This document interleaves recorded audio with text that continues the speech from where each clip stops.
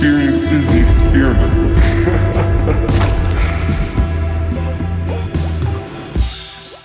Today's guest hails from Washington, D.C. She's not only the violin player for some of your favorite artists, including Shabuzi, Dasha, and many more. She's an amazing artist, writer, and she will kick your ass at shooting threes. Please welcome today's guest, Lily Honigberg. Honigberg. Wait, I got it wrong. Honigberg. That's pretty good. Okay, I got it right then. Yeah. We're back. We just practiced that for 30 minutes and I got it wrong at the actual one. What's going on, Lily? Oh, so many good things. We're here in your amazing house. There's so many animals everywhere, including Tristan. And it's great. I can't wait for him to see that. That's amazing. Yeah, but your life is crazy right now. It's like fucking nuts. It has started to get a little wild, I would say. Fill in the blanks a little bit for us. Okay, so it was February and I got a text from my friend saying, hey, I recommended you for this fiddle session. So I was like, oh, cool, fiddle. That's what I do out here, you know, violin, fiddle. Later, you have to ask me the difference between the two because that's the number one question I get. Okay. And I love answering that question. And there is one. Yeah. Oh. Like there's an answer or there's a... I thought a fiddle was just when you have a violin on a roof. Ah. See, we'll need like 20 minutes later to unpack that. All right, we'll go for it. But yeah, so I went to this session. I had no idea what it was going to be. The producer had sent me the song. It was great. They had a fiddle line. Haunted? I think it's haunted. Whatever, we'll go with it. They had a fiddle line, like a sample that they had kind of like chopped up and put together. They wanted a live fiddle player to get some of the like inflections and ornamentations and slides in there.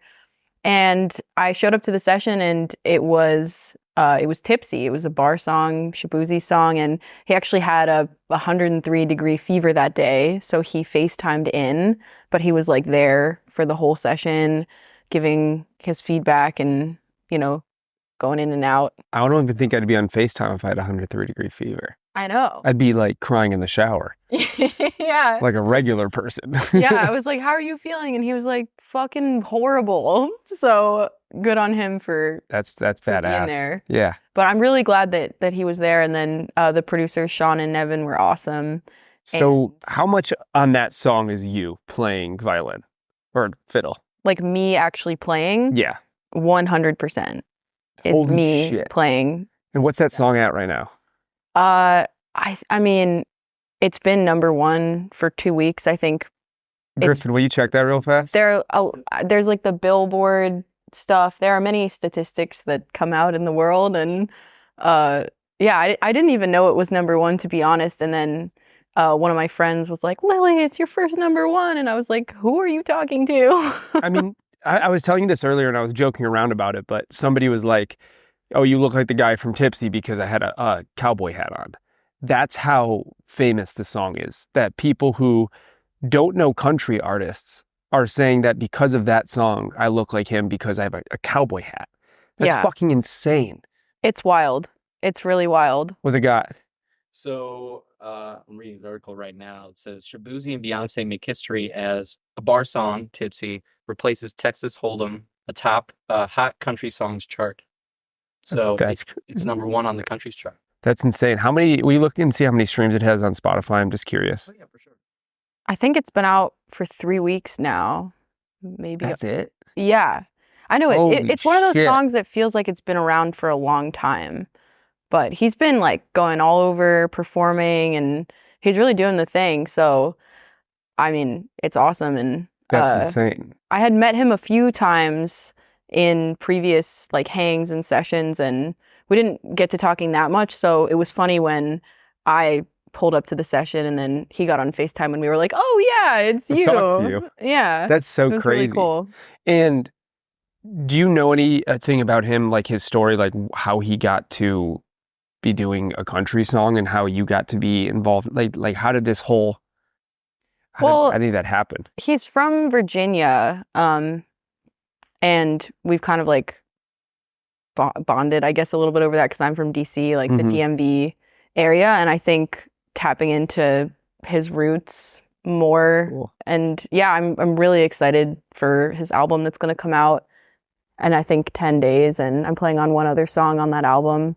So That's insane. yeah. So you are either playing with or playing on for two of the biggest new rising country artists in the world. Not just like in LA, but in the world. Yeah, it's pretty unreal. Will you tell him that part of it? Tell him. Tell them. Oh, tell them. Hello, them. Yeah, I'm sure there's some him. hymns. There could be. Um, yeah, it's it's really wild how things happen, and you play music because you love music, right? Like that's the number one thing. You love this thing that you do, and you work really hard at it.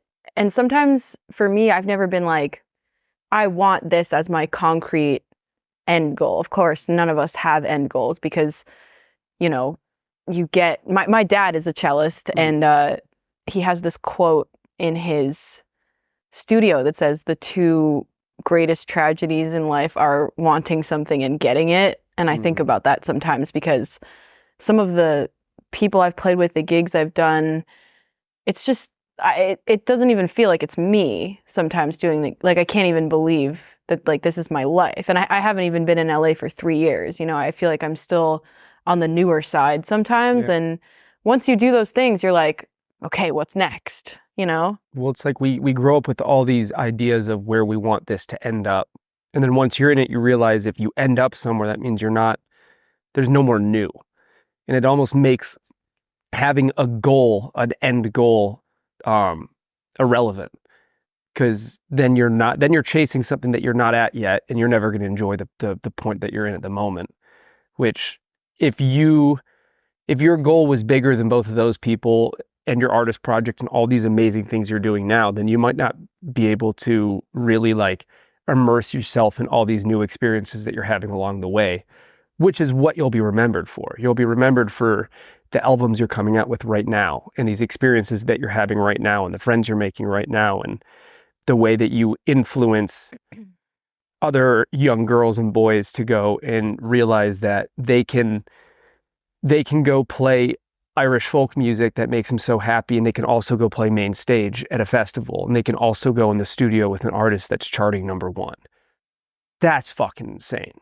And if your goal was to just do one of those things, you might have missed out on all three. Right. Yeah, I think that's a really good way of looking at it, because if you like pigeonhole yourself in one way, it's difficult then to have everything open. Like I love part of what I love so much about every day in LA and when I'm on the road, it's like you don't know what's going to happen. You don't know who you're going to meet. I mean, the way that I had kind of like cross paths with Shabuzi and then ended up like playing on his song that then became #1, like who I couldn't have dreamed that up or like made that a goal in any way. And even the stuff with Dasha, it's such a wild way in which I got the gig and in which it's unfurling. And it's been, I was thinking about it the other day. The Dasha gig right now is really a dream gig for me because I'm on stage with an artist I love who's an incredible songwriter and performer and a badass woman, which is like so important to me. And I get to stand there with my fiddle and improvise. And there's trust. And it's like, in this style. And again, like I grew up thinking I was going to play in an orchestra until I was like in my early 20s. And nothing is wrong with playing in an orchestra. Like different things feed different people. And again, like it always goes back to my dad. Like I watched him in the symphony growing up, and that kind of music and experience on stage like fuels his soul and his world. It's everything to him. But it just never did the same for me. And it's kind of crazy how I found this other world in LA and getting to meet, even Danny, who lives 20 feet that way, he just meeting him and like being exposed to people like you and his world and so many artists I work with, like I've met in that house. So It's pretty magical. it is. You never know. And I think I've been extremely lucky, but I'm at a point in my life where I'm like, yeah, but I'm also a really hard worker and I'm a go-getter. And at the end of the day, and this is what I want to never change is, at the end of the day, I feel the happiest when I'm alone in a room with my violin. And it's got to stay that way, because in a place like LA, a lot of people lately are like, oh, Shabuzi, oh, Dasha, and you're all over the place. And all of these things that we see on social media, and of course, that's like a tale as old as time. Like, oh, your life looks, not that it even looks better on social media, because I think I love my life in all of its highs and lows, but just got to stay grounded. And that's kind of something I've been starting to think about as I'm on the road more and in these bigger sessions and meeting all of these people. So I listen to a lot of comedians, and they always say that what you're looking at is 5%. You're looking at the 5% that they're on stage. The 95% is them alone in a hotel room. That's what touring looks like. That's what this world looks like. And it's very easy to enjoy the highs. You work hard for those highs. You deserve them. But how do you enjoy the 95% of the space in between, where your diary is your fiddle, your best friend is your fiddle? And how do you keep those relationships in the same way you'd keep a relationship with a friend or a loved one? If you see somebody every single day, the awe behind it gets tougher to find unless you work harder to find it. It's like any relationship. If you have a girlfriend or a boyfriend or whatever, and you become complacent with the idea that they're with you every day and they're going to be there either way, then you might not enjoy it or them in the same way that you would if you try to make every day feel inspiring and exciting with that person. And that'll keep the relationship for a lot longer, healthier. And you're treating this thing that you grew up with as the other part of you. And if you dislike that, you're almost disliking yourself. So it's worth every moment of trying to figure out how to stay in love with it every time you pick it up, no matter what beautiful music studio or stage you're in. That's amazing. That's 5%, and the fact that every time I look in the backyard, you're back there recording something for yourself, or you're there at Shabbat playing, or I'm seeing social media posts of you with your friends playing that has nothing to do with all the other amazing things you're doing. I mean, I don't know. I think part of the reason I started this podcast was for kids out there who are 10 years, 15 years, 5 years behind us, or 10 years ahead of us, to realize why why it works for some people. And I think what makes it work is being able to walk into every room, no matter who you're playing for, if it's for yourself or 50,000 people, as if it was 100,000 people, and enjoy that experience all the same way. And I think you're doing it, and it's pretty fucking insane. I mean, the fact that you're so proud of not just the stuff that everybody else is proud of in the way of the limelight means that you're going to love this forever, as long as you keep doing that. And that's what allows you to go in the room with Dasher or Shabuzi and do a great job, is the 95% of the time that you're doing that for yourself. Yeah. Pretty insane. Yeah, totally. And lately, because there have been so many different contexts in which I've been playing the violin and fiddle things, it's there are sometimes some obstacles outside of the actual music playing. Actually, so many more obstacles than I ever would have predicted before I moved out here, just in terms of navigating different spaces, different hierarchies of managements and labels, and all of the kind of more businessy side of it all. But every time I get my violin in my hands, even just the first, I play an A to tune, it just always, without fail, I'm just oh yeah, the perfect drug. This is why. I mean, and I know that sounds really corny, but it's the same thing. When I go home to DC and hear my dad playing the symphony, I just look at, honestly, the violins, and I'm just I have this thought. I'm man, it's always a very quick thought, but I'm I wish I could do that. And then I'm wait, I can. Yeah. I feel like when I watch somebody at a skate park who's really good and they have this just freedom. I'm always so jealous of that. Not and then I skate park just because I skateboarded growing up, but anything. When I would always look at the drummer on stage because I grew up as a drummer. Just seeing an athlete who's doing it has just this freedom that comes with immense hard work behind it. That's got to be one of the craziest feelings in the world. And I get that because when I have a really great podcast and an amazing conversation, and I realize I've had 150 hours of conversations with people where phones weren't involved, I get that same high, and I get that. And I wish to everybody in the world that they get at least one moment in their life where they can feel that same high that you probably feel every fucking day, which is insane. And I think going back to the Dasha and Shabuzi stuff, I think that there's this idea that you're playing on two of like the new best artists' songs. What it really is two of the new best artists get the new best fiddle player on it too. And I think there's something behind that. I think you being in that room is part of the reason these things are doing so well and these people are going to have success. It's because it's a room full of people who are hungry and who worked their ass off to be there. They're not the only ones who worked hard to get there. And I think that could be lost in context because they have teams of people working to make them feel bigger than a human can really be. And you're doing it with just playing an instrument. And that's pretty fucking crazy. Yeah. Yeah, I guess so. I guess also I don't know what it's like to be like, sometimes with Dasha, I mean, she's just, again, she's an incredible performer, like a lovely person, just incredible songwriter and musician. And I have felt a few times on the stage with her and on the road with her, like she is so cut out to be the star, like just in every way. And I don't think I would want to be the star in that way.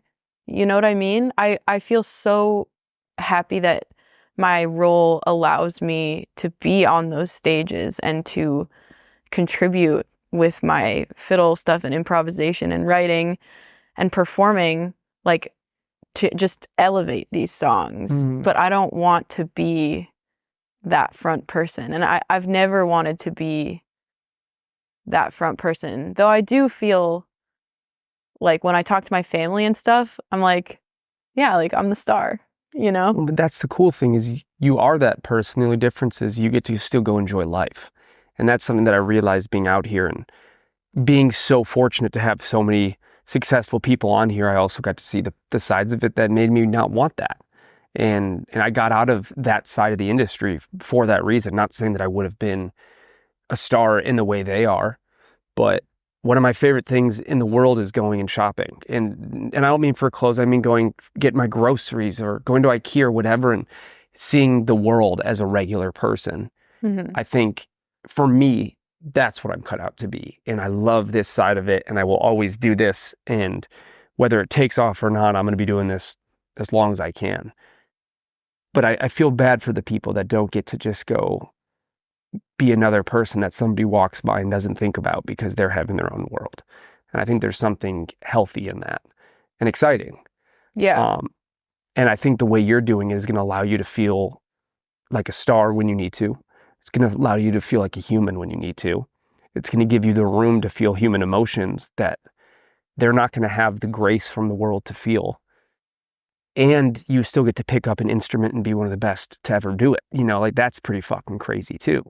You get all of it and you've earned all of it and you're doing all of it while still going to the gym every day and posting videos of you fucking draining threes like an animal. It's insane. It's just you and that little robot machine that throws it back to you and you're just going off and you don't miss. And to be good at a lot of things makes more sense to me than somebody who's only good at one thing. Because the work ethic. Right. Yeah, the work ethic for sure. Yeah, I would say with basketball, like, I mean, I played in middle school and my dad was like the assistant coach of my team. He was very like, we joke that I was like the son he never had. I have a little sister too. And Mr. she's Honigberg. There you go.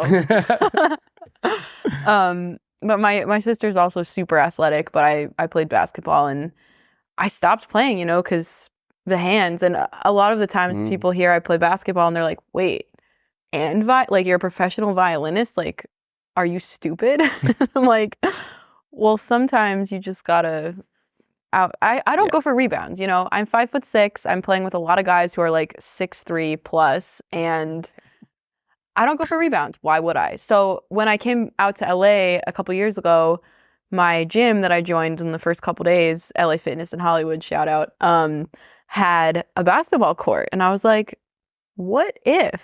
And it was like all guys. And I was like, excuse me, who's got next? Like the game. And they were just like, what? And then I realized I needed to find something I could do that would make me an asset. So I just practiced shooting 3-pointers. So just like a catch and shoot, and then started having different friends contest my shots. So like run up and like put a hand just like in my face like that. Press you a bit. Yeah. So I'm definitely not like, there was a time maybe like a year and a half ago where I was like, yeah, I'm pretty good, you know? And like guys would be like, where'd you play in college? Like, do you play D1? And I was like, damn, okay, cool. That's cool. insane. But honestly, I mean, I don't have handles. Like I just shoot. I'm a really good shooter. Do you think there is some like grace and touch to it that connects to you playing the fiddle? Probably some precision. But I don't know. There's something about shooting. It's like at this point, like the second the ball leaves my hands, like not only do I know if I'm going to make it or miss it, but I know if it's going to be a swish, if it's going to like hit off the back of like the right side of the rim and then like hit the backboard a little and go. Like, it's crazy. Watch out, Steph. Watch out, Steph. I think. I don't actually know much about sports. Was that a good Steph Curry? Yeah. Yeah. Okay, yeah, I did that on purpose. Nice, cool. All right, so now a very important question. What the fuck's the difference between a fiddle and a violin? Okay, I'm so glad you asked. So You could be making this up, by the way, and I would have no idea. I know. So picture this. You have an instrument. Yeah. It's a violin. Okay.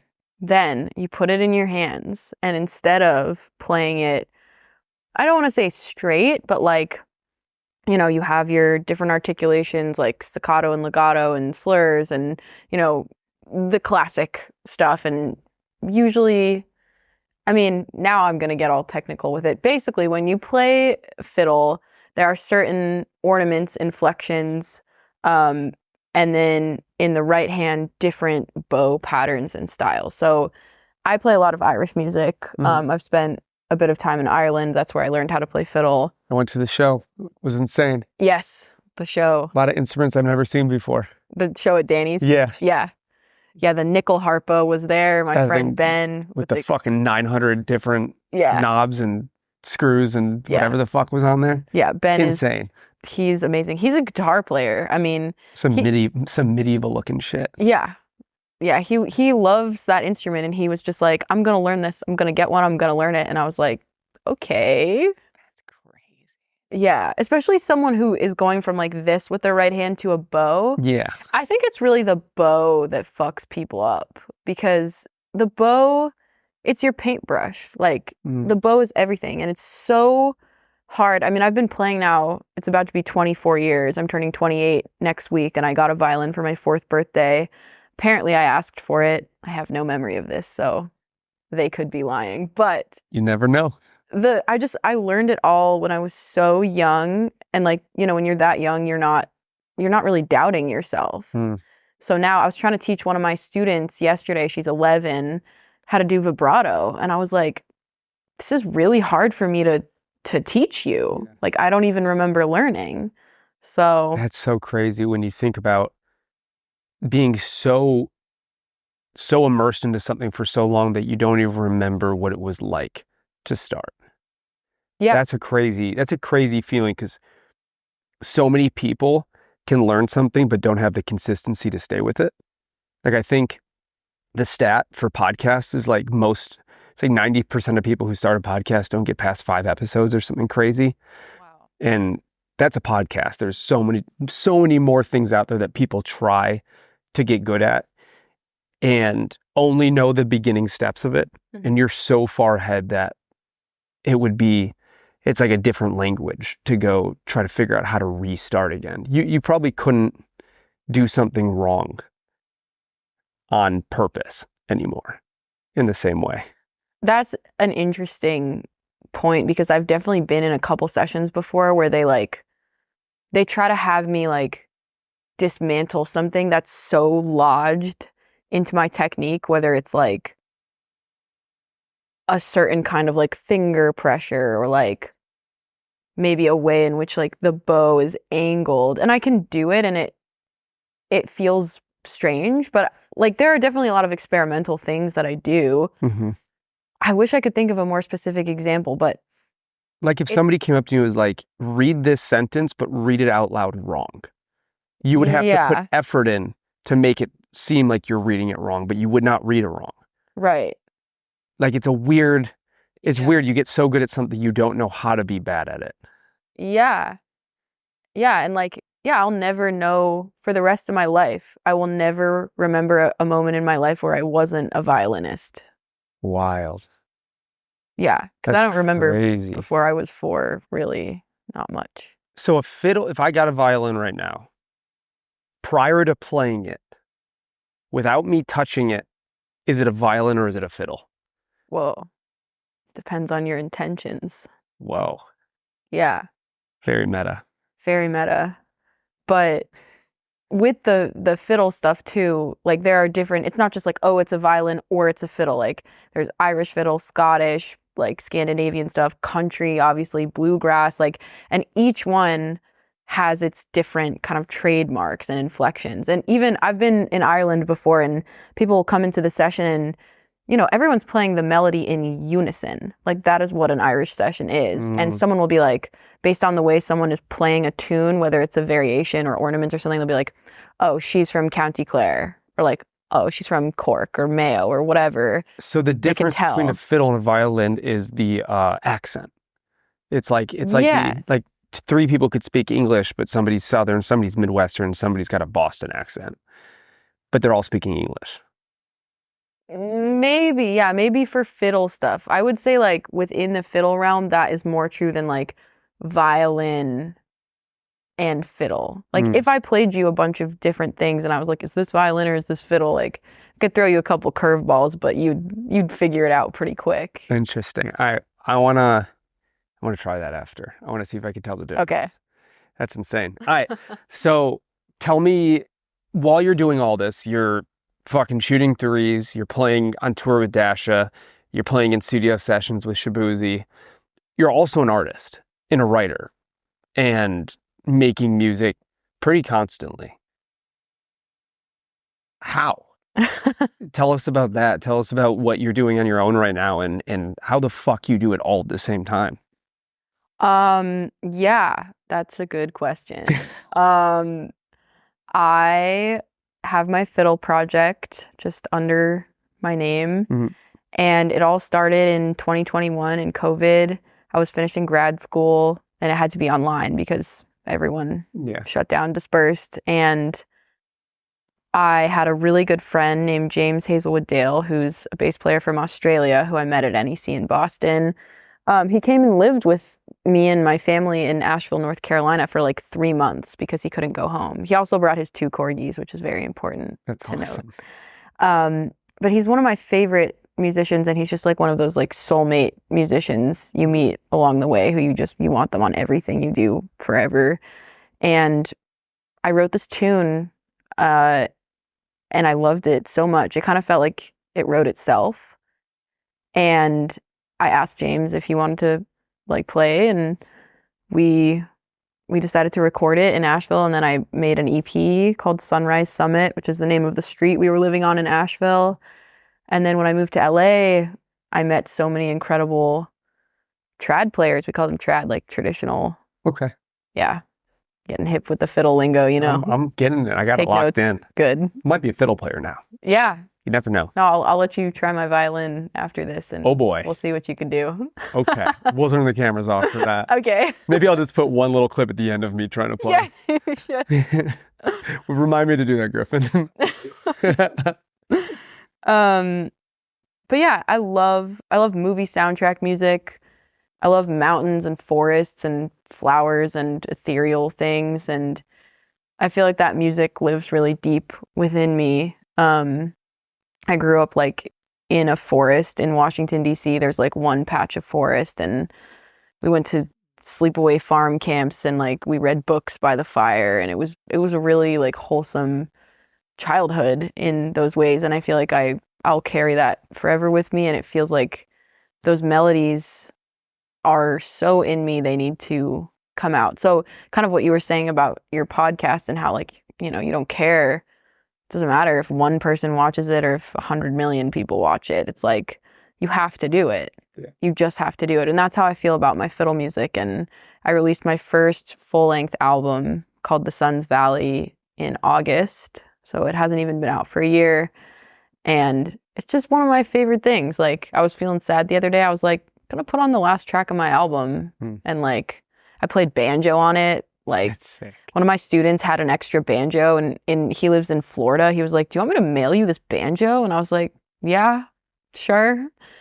And so yeah, and I just like wrote this one thing on banjo, and I was like, this is gonna be a track on my album. So, and I love like the show you came to at Danny's. I just think it's so cool. My goal is to do it twice a year, to have these like really intimate house show experiences where, you know, all of these artists and actors and actresses and film people, like it just takes you to a place of such humanity when you're sitting in the room. Like there aren't a lot of mics. Like I noticed at the show at Danny's, so many people had their phones away. And a couple people in the band who were like to the side when they weren't playing told me about that too. They were like, it was pretty amazing how locked people were just like watching these. I had fiddle players, had guitar, the uilleann pipes, the bagpipes, the whistle, like just so many great performers. And to me, it's really special to create that more acoustic experience of primarily instrumental music too. Absolutely. And You know, it's different. as somebody who was there, you brought fiddle music and all of these musicians who are so just unbelievably different than the crowd that was watching, and you would never have known as a bystander. Like it was like you bought a whole crowd.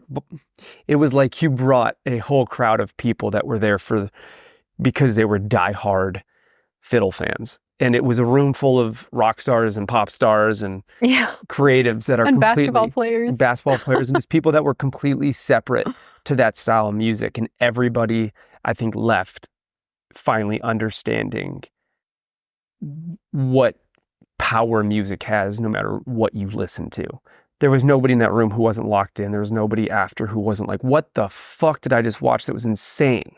Everybody was stoked. And the Irish pub song at the end, I mean, I have multiple tapes on my phone because I just had to send it to my family and be like, am I in fucking Ireland? This is insane. It was people were, you might as well have had Queen on or fucking Michael. Like people were so excited in a way that I haven't seen them outside of their comfort zone. And it was magical. I'm happy to hear that you're going to do multiple a year. I don't think that's enough. It was really fucking cool. And anybody who's watching this, obviously go check out her work and all the stuff she's doing with other artists, but even more for herself. But just understand that none of that can give justice in the way that seeing somebody fucking work their ass off live playing one of those instruments.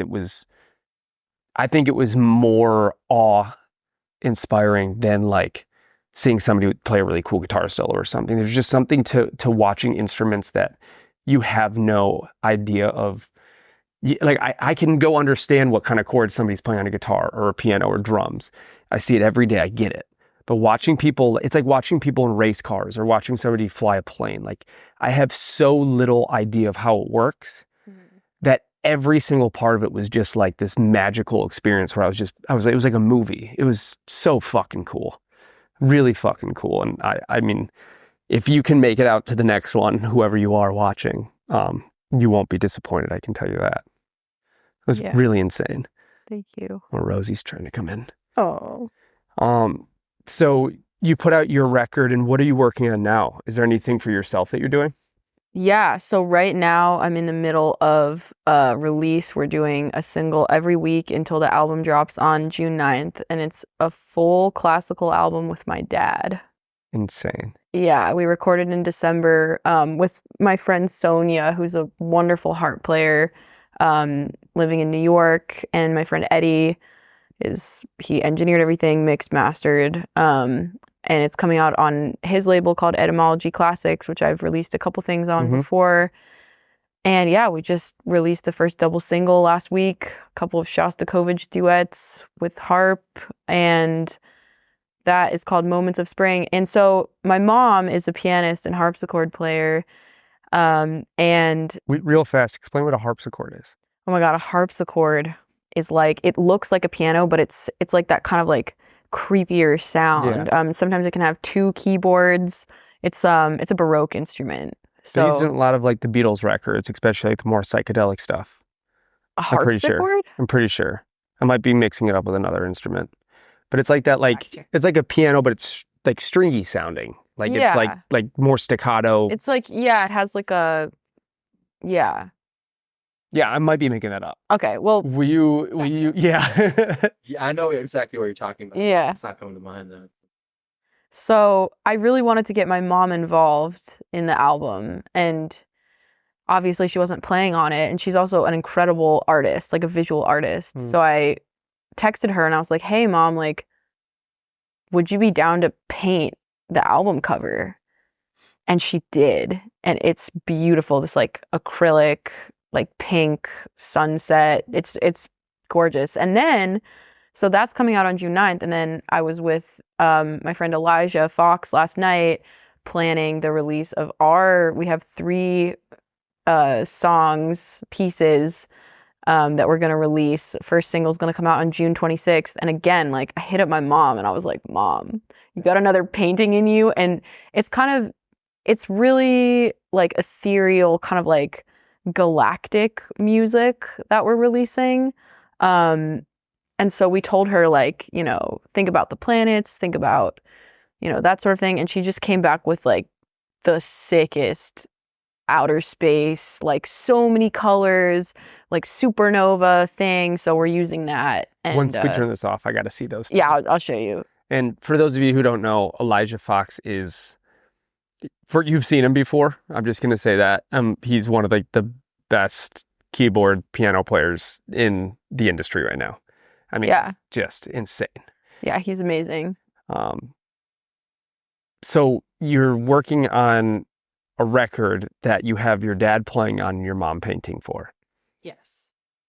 I don't know if you can get more full circle than that, especially with what you were talking about earlier, watching your dad play in these orchestras and feeling growing up that that's what you wanted to do. And then you kind of circled back and found your own path. And now you're bringing your dad into it too. So not only are you getting the chance to work with him, this person that you probably wanted to work with prior and you thought it would be in a different realm, but now you're bringing him into your world. And your mom, I mean, how crazy is that? And one day, whether you have a family or whatever's the next part of life, you're going to get to show all these people this really important piece of your life that has 2 of the most important people in your life as part of it. And that seems like that's going to be hard to beat for a personal record sort of feeling. I mean, that's pretty fucking badass. Yeah. I'm really excited, and my parents are just the most supportive, loving people. And I did feel nervous when I told them I wasn't going to be in an orchestra, and it wasn't actually the path that I wanted to choose for myself. But I was more nervous about what my dad would think, to be honest. But he tells me he plays my music, my fiddle music, every morning, like on his little Alexa. He's like, so "Alexa, cool. play Lily's music." And I just feel really lucky to have that support and to still get to play with him. It's incredible. It's really like the best of both worlds. And who better to make you feel like you are in the spotlight and you are the rock star than those 2 people? That's pretty fucking crazy. And those 2 people happen to be very well respected in the industry as well. So it's like this really cool double-edged sword that the two people you need and want to feel proud of you don't only feel proud of you, but they get to enjoy the fruits of your labor, which is really cool. And the fact that he listens every day, I get that. I try to release these episodes I normally release them at 4 or 5 in the morning, sometimes a little earlier. That checks out. So my dad on the other side of town can listen to them on his way to work. Oh, wow. I don't think he knows that. Him and my cousin Mikey, other side of town, other side of the country. Yeah. I'm losing it. All right. Well, Lily, we're going to have to do a few more of these. This is so fun. And I'm so honored to call you a friend. I'm honored to get to watch you play live and to see you get the success that you absolutely fucking deserve. It's been really cool. Thank you. I'm excited to try your violin fiddle. Let's do it. Fiddle violin. Yeah. And see these paintings from your mother and tell everybody where they can find you. June 9th, your record comes out. Yeah, June 9th with my dad. It's called Moments of Spring. And then June 26th is the first single with Elijah. And it's called Cassiopeia. Yeah. Thank you, guys. I appreciate you watching as always. Again, I appreciate you coming on and hanging out. Hope it wasn't too nerve-wracking. No, it wasn't. But I was nervous before this, and Brad was like, "You've done so many things that are like way scarier than this for like so many people." And we've had a million of these conversations too. Yeah, we have. So this is the last place you got to be nervous. We're sitting in my fucking living room. It's true. With my dog outside and 2 cats in the room. Yeah. And Griffin. Of course. But unlike Tristan, you're not an animal. Yeah. I love you guys. Thank you so much for watching. And to everybody listening, I'm Lily Honigberg, and this is an experiment. Yes, it is. Love you guys. See you next time. Goodbye. Okay, so just a quick demo and then it's your turn. So if I'm playing something and maybe it's like classical, I'll just play it kind of straight like. You know what I mean? But if I want to like fiddle it up, I could do like.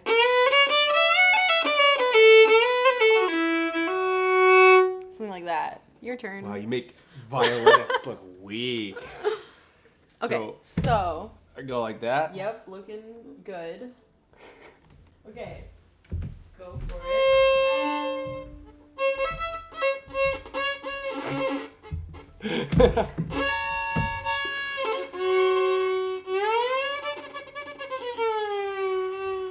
Did I just fiddle or violin? We call that free improvisation. It's actually really not bad. I think Luna might cry. Or Rosie. Wow.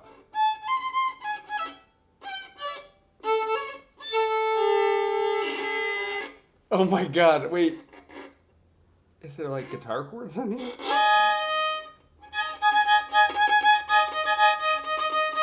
I'm heading to Nashville. Yeah.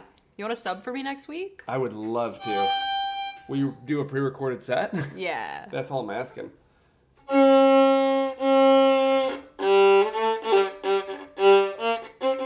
Hot cross buns. Hot cross buns.